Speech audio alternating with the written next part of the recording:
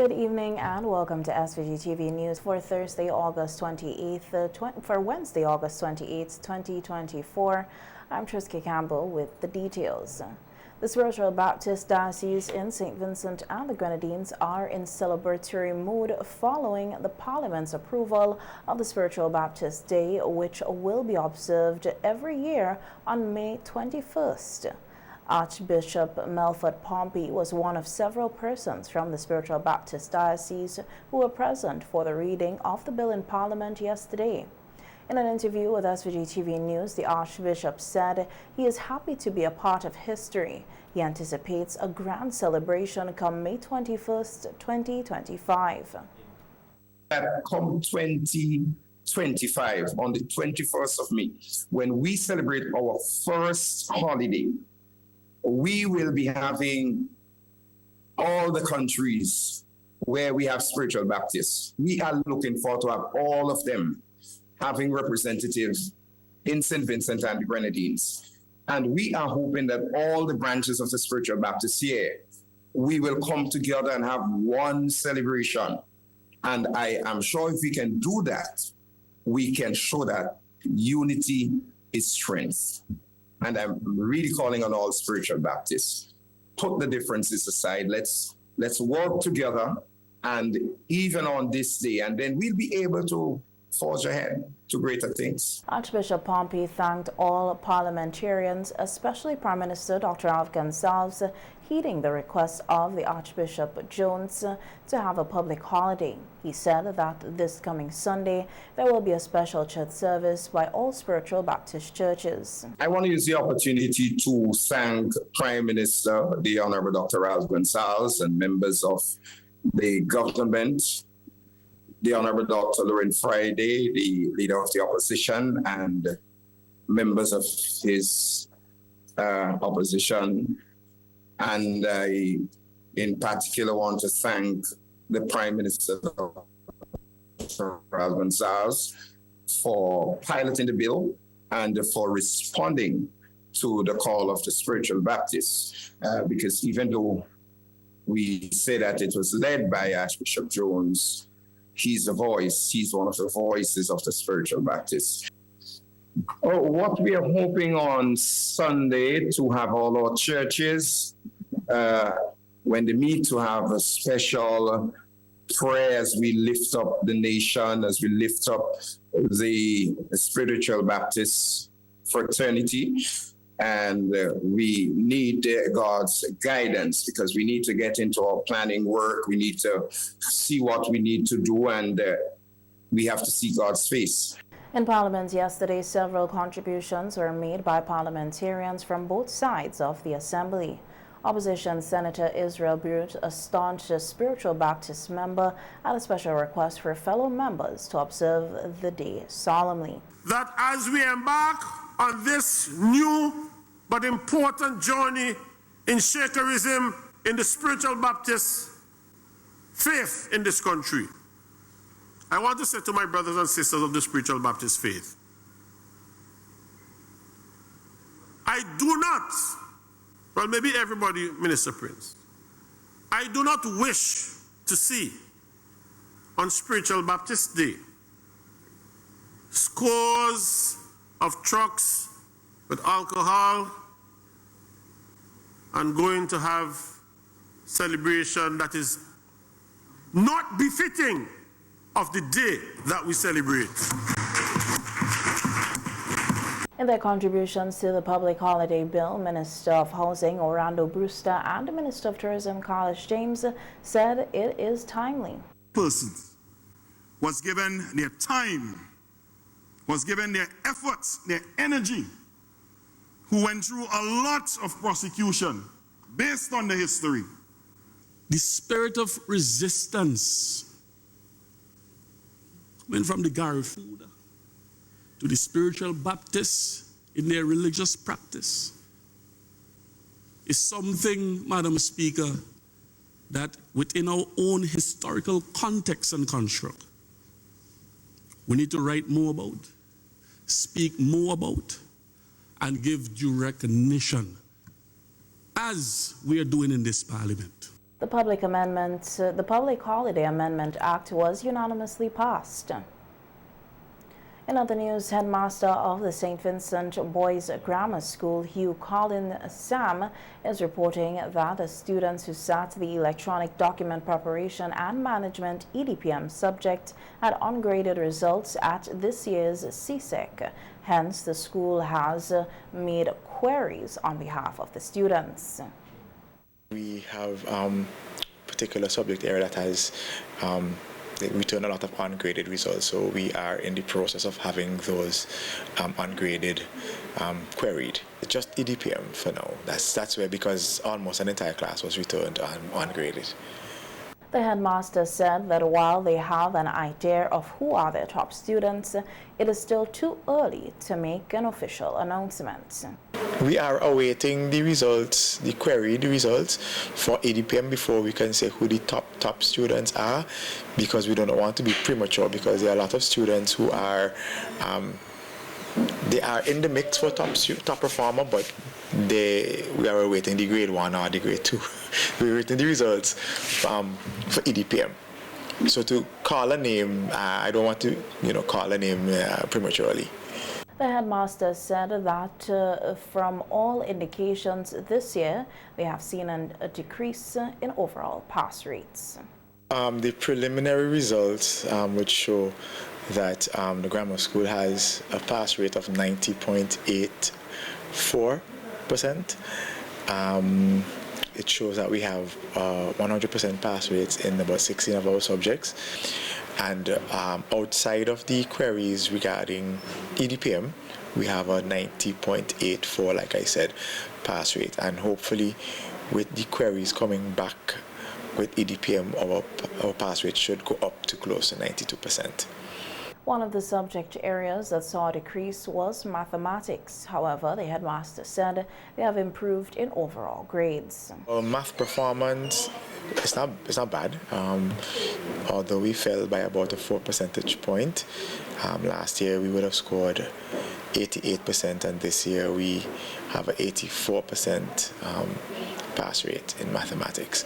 What we did see, however, for mathematics this year was an improvement in the quality of passes. We actually have a good number of grade 1s, an improvement from last year with mathematics and the quality of the passes.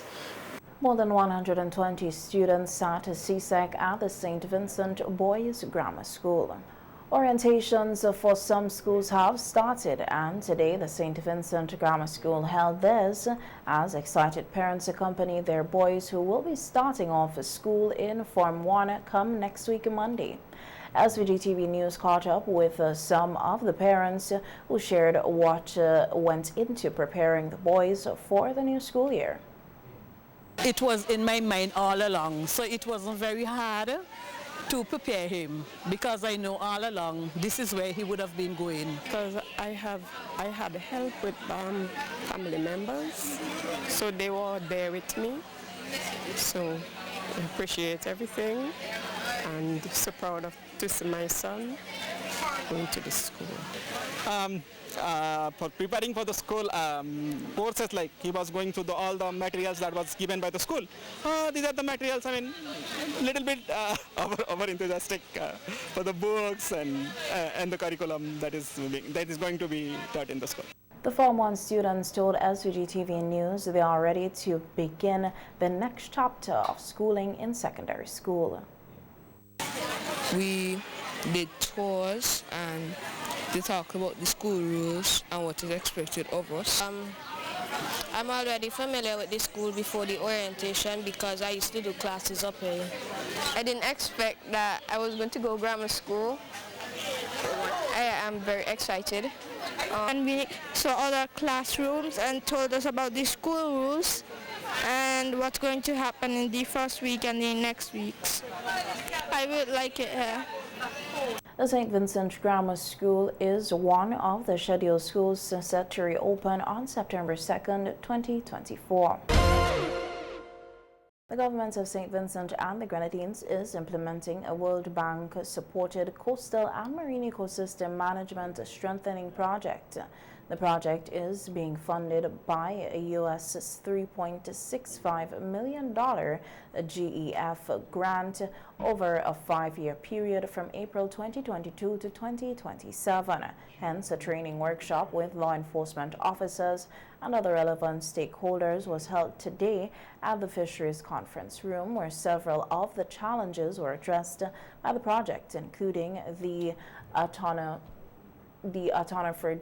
pressures, institutional fragmentation, as well as policy and regulatory inquiries and lack of adaptive capacity through data-driven solutions. Speaking at the workshop, Deputy Director of the Sustainable Development Unit, Tishana McNichols, said there are 4 components of the project, including the first component being an institutionalizing coastal and marine ecosystem management. Component 2, piloting participatory planning and nature-based solutions in selected sites. And I'll give you the pilot sites. So we have one, the Southeast Landscape Seascape, where we have the Brighton Beach.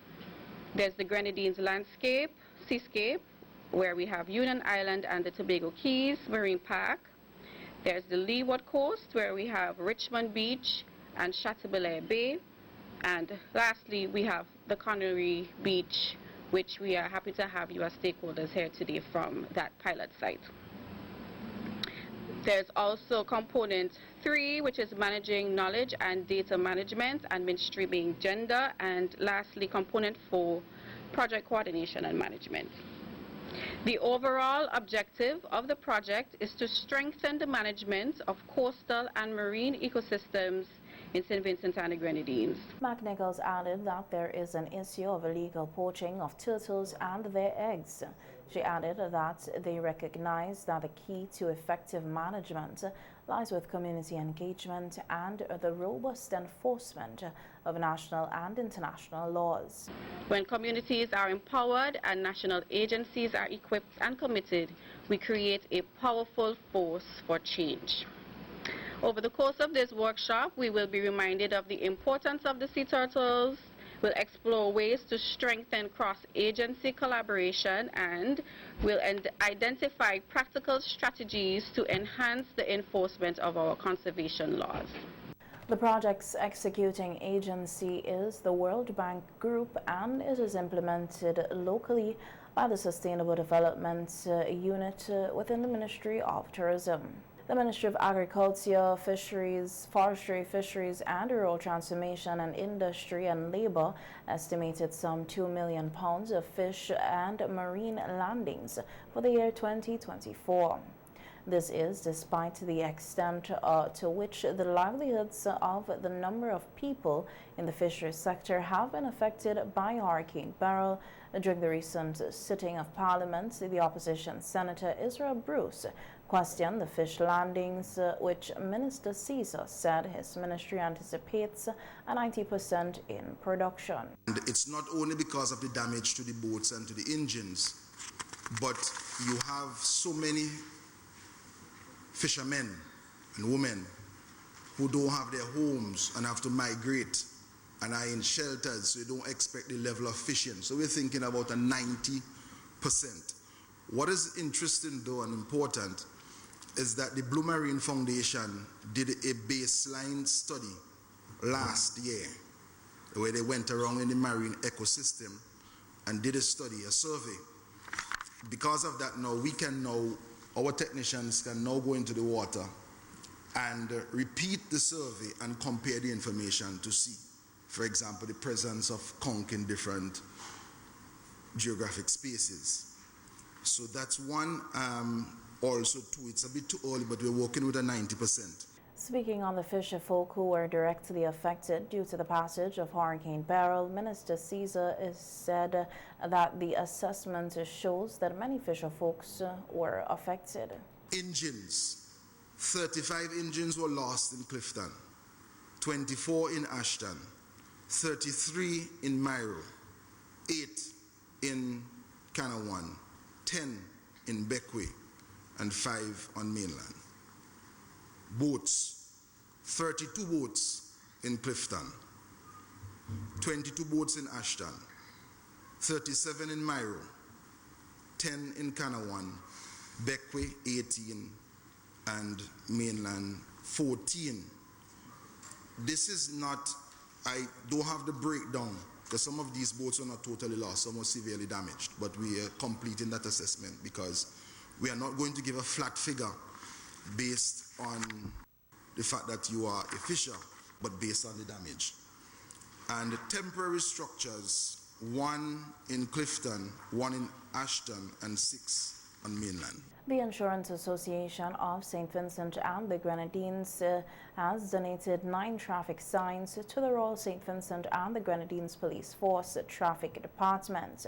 The ceremony held at the Central Police Station marks a significant step forward in the nation's ongoing efforts to enhance road safety. Head Traffic Department ASP Parnell Brown acknowledged the Insurance Association's role in this initiative and the positive impact it would have on reducing road accidents in the country.